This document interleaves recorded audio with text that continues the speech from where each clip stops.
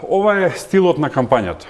Кампањата се ја води една странска пиар агенција и се сведува на тоа зборувајте за се, освен за договорот. Да беше договорот така добар како што сакаат да го представат, веројатно ќе беше печатен во стотици илјади копии и ќе беше делен од врата на врата, но не гледаме дека е така. Граѓаните за 4 дена треба да гласаат, а не знаат како ќе изгледат уставните амандмани.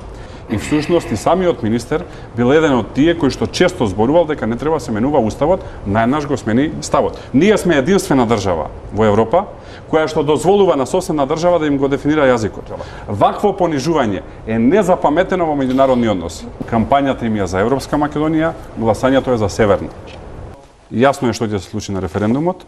Референдумот ќе пропадне и доколку владата е малце одговорна, воопшто нема да го води процесот понатака кон уставни измени.